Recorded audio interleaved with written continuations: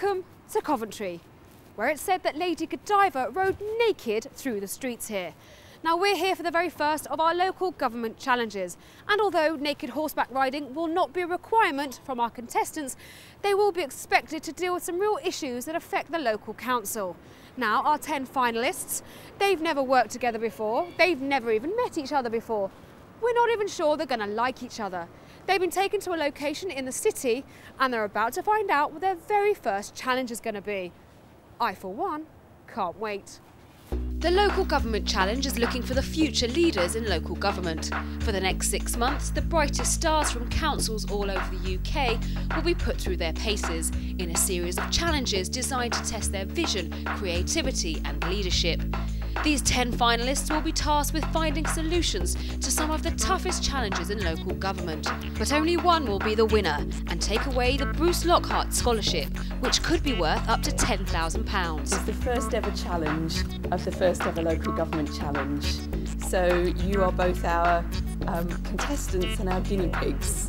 The first challenge has been organised by Coventry City Council and is sponsored by Tribal Resourcing.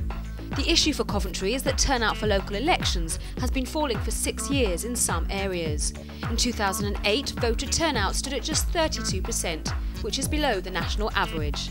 The challenge for our contestants is to come up with ideas that will increase levels of participation in elections.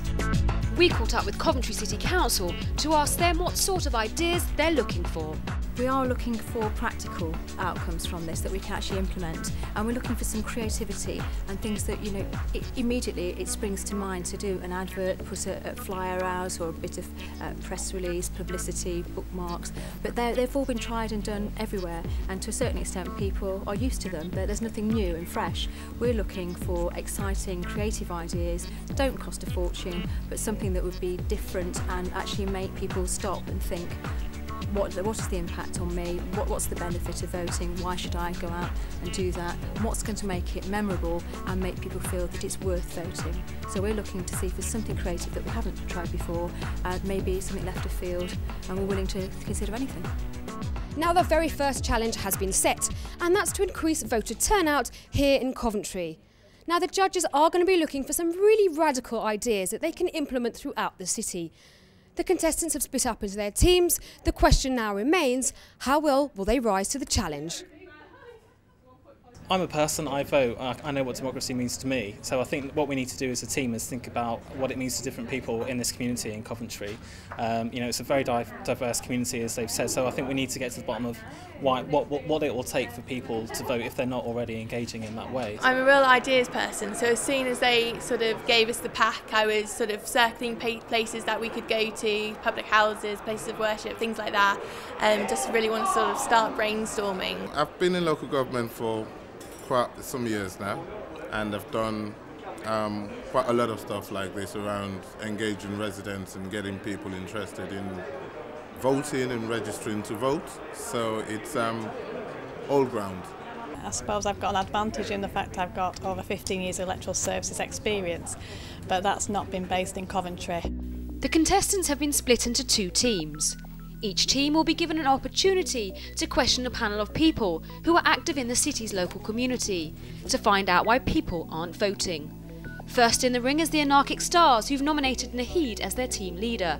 But with a list of 10 questions and only 20 minutes to quiz the experts, they may have overstretched themselves. Can I just ask specifically, when it comes to voting in the elections and all that kind of thing come around May, how well do you feel the local community understand that process, that they sort of understand what voting's all about, how the election works, how the local councils run?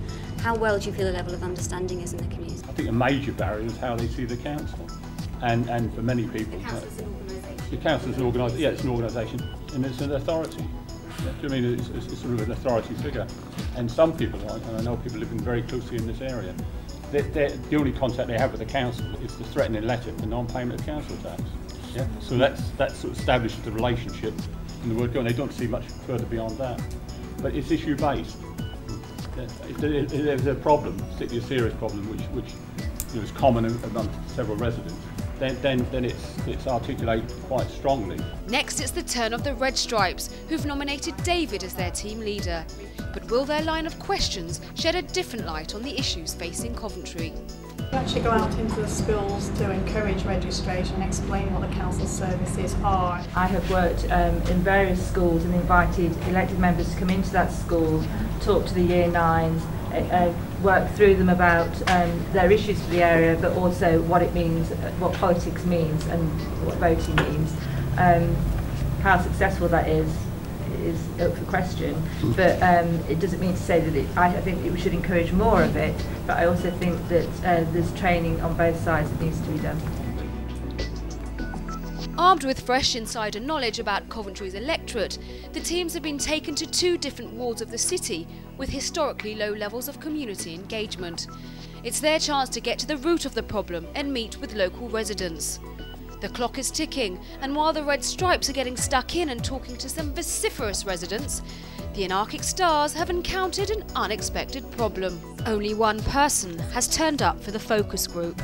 So it's your decision whether you think whether your team should talk to him or not. He's very chatty, very outgoing, but entirely your decision.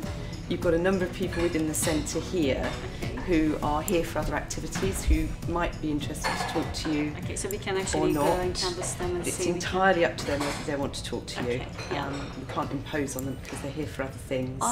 And the other option is to spend some time out in the community. With only one person to talk to, the team need a backup plan to find out why people in this ward aren't voting. In your view, what do you think are sort of some of the main obstacles to voting? So going out on polling day and voting. A lot of people just don't like buildings, for instance. Certain buildings don't appeal.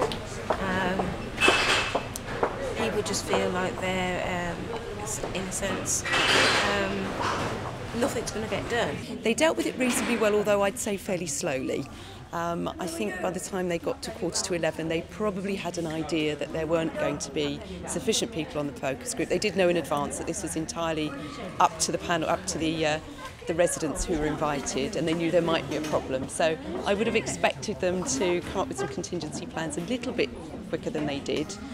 In actual fact, at 10 to 11, they decided to split into 3 groups, talk to the people in the centre, talk to the one gentleman who had arrived, and a couple of them to go out and talk to residents out and about. But that does mean that their next focus group of young people who were here sharp at 11 have had to wait for 15 minutes, so something that perhaps they might have dealt with a little bit better. Meanwhile, the Red Stripes are making the most of their focus group. The questions they've actually agreed prior to coming here, which is a good idea, so they've got a good strategy to find out what exactly people need in Coventry and why the voters don't turn out. And some of the questions they are asking are actually focusing on this ward.